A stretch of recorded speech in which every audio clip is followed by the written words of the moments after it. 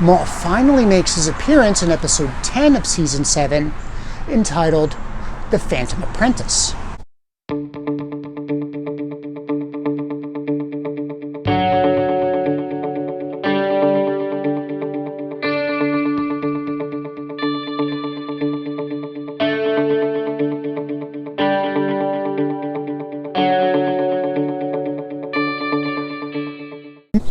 It's a tremendous endeavor. Season 7 of the Clone Wars takes place simultaneously as Revenge of the Sith. It is an attempt to correct plot holes and generally bad writing from the movie, and at the same time connect it to other genres within the Star Wars universe. For example, Season 7 tries to explain better Anakin Skywalker's descent into the dark side of the Force, and connect that to the movies like Rogue One, Solo, and the cartoons like Star Wars Rebels and the old Clone Wars. It's an attempt to harmonize the Clone Wars even with the modern Disney Plus series like The Mandalorian. One of the keys to this endeavor is the appearance of Darth Maul. In particular, the writers need to explain the surprise appearance of Darth Maul at the end of Solo. Darth Maul, unfortunately, is an example of one of George Lucas's worst sins, and that is the creation of a compelling villain and then underutilizing him. Boba Fett is cool. He was publicized as a chief antagonist to Han Solo. He had this cool armor, he had all these great gadgets on his armor, he had a rocket launcher, he had a jetpack. He even made an appearance in the Star Wars Holiday Special. So understandably, kids were excited to see what role Boba Fett was going to play in the Star Wars saga. He played a significant but small role in The Empire Strikes Back. He was responsible for capturing Han Solo and bringing him to Jabba the Hutt in frozen form.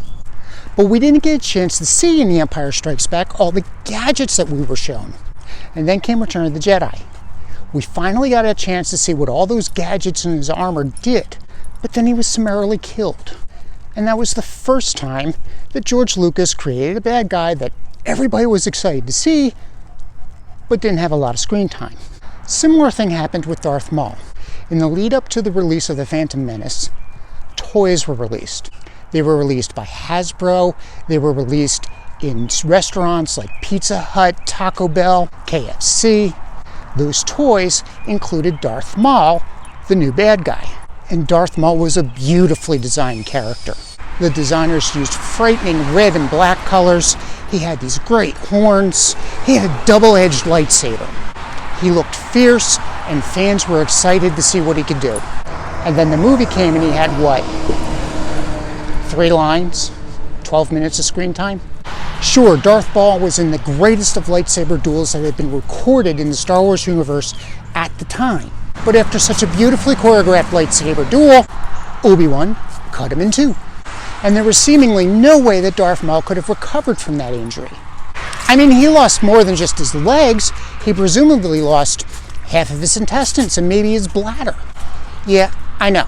That's assuming Darth Maul has the same anatomy as a human. And he's not human, we now know he's Dathomirian. But when Lucas first presented him, we had none of that backstory. He was humanoid in appearance. For all we knew, he was a human with a face tattoo and some horns implanted in his head. It's certainly reasonable to assume that his internal organs had a similar placement to that of a human. So for all intents and purposes, he was dead. Yes, we all know from the cartoons that he survived.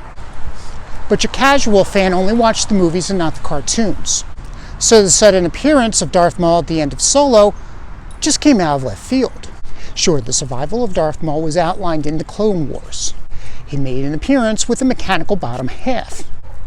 He and his brother and apprentice, Savage Opress, rose to rule the crime lords, making Mandalore their home base. But your casual Star Wars fan had never watched the Clone Wars, only the movies, and therefore were confused when this was sprung on them at the end of Solo. To many, his appearance at the end of the film was unnecessary and perplexing. Now, perhaps director Ron Howard had meant this to be a cliffhanger and it was going to be resolved and explained in the next movie featuring Han Solo. But of course, we all know that Solo did poorly at the box office and pretty much ended any hope that there would be any sequels to that film. So you see how ambitious Season 7 of the Clone Wars is. For those who consumed Star Wars in all of its iterations and at the same time demanded consistency across all media, the appearance of Darth Maul in Season 7 offered promise. The season also presents a storyteller with an opportunity to explain what happened to the Mandalorian culture once we get to the adventures of Din Djarin and the child in the Disney Plus series The Mandalorian. How did this once proud people, who had their own planet and a heritage of being fierce warriors, become reduced to a pocket of secretive clans scattered across the galaxy fighting to survive? Maul, who is once again seemingly in control of all the puppet strings on Mandalore, seems to be able to give us that answer. When we last saw Darth Maul, he had successfully organized the criminal underworld of the galaxy and manipulated a violent sect of Mandalorian warriors that opposed the peaceful reign of Duchess Satine. He had become the true power behind the throne, manipulating the Prime Minister as his puppet. Yet as he grew powerful, he drew the attention of his former master, Darth Sidious. Darth Sidious was the mastermind in the plot to destroy the Jedi Order and seize power by destroying the Republic from within. In Maul's rise to power, he had taken on the moniker of Sith. He acted as the master, and Phantom Apprentice was his apprentice. Sidious reminded Maul of the inflexibility of the rule of two. Sidious already had a Sith apprentice, and that was Count Dooku. To punish his former apprentice, Sidious killed Maul's apprentice and brother Phantom Apprentice, but left Maul alive. This left Clone War fans wondering what happened to Maul after this encounter, and what happened to his criminal empire. And now here is Maul, serving as the bridge between Anakin Skywalker as the hero of the Republic, and when we next see him in Star Wars A New Hope, when Anakin Skywalker becomes the villain of the Galactic Empire, Darth Vader. Maul foreshadows this fall and tries to relay this to Anakin's former Padawan, Ahsoka. However, it's a concept that Ahsoka has difficulty accepting. Yet Maul sees that he has a connection with Ahsoka, namely they're both pawns in a much grander scheme. Both were betrayed by the people they trusted the most and summarily discarded. And now Maul sees in Ahsoka an opportunity to assuage his jealousy of his former master Sidious and resolve his grudge. He reveals that cynicism that the audience had originally saw in the cartoon series Star Wars Rebels. That is, when he was dying in the arm of his former nemesis, Obi-Wan Kenobi. Although mortally wounded by Kenobi, he still emphasizes it with his former enemy.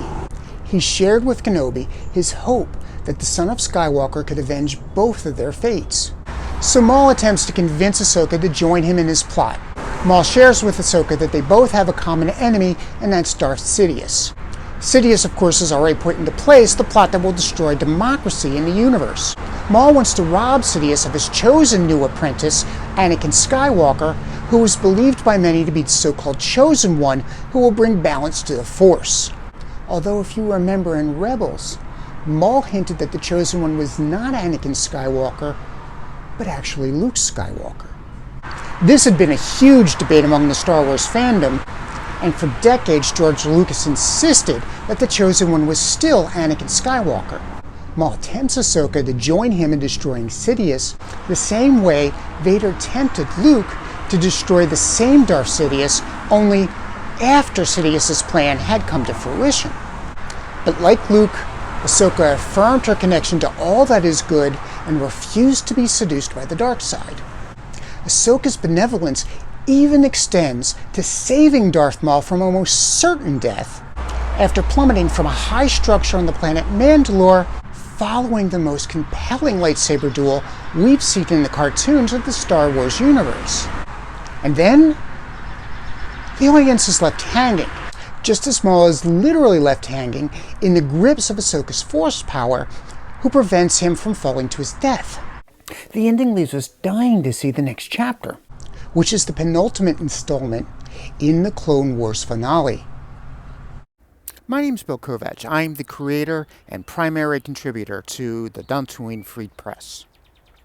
I'm also fighting cancer, and while I'm getting better, the fight has left me disabled. I'm trained as a lawyer, but I'm going to spare you the gross details of why it's not a good idea for me to go into court. If you're feeling generous, please consider... Thank you for watching. Please consider subscribing to our channel and give us a like. Let us know in the comments below what topics you would like to see in the future. and hit that bell button if you would like to receive notification of whenever we release a new video.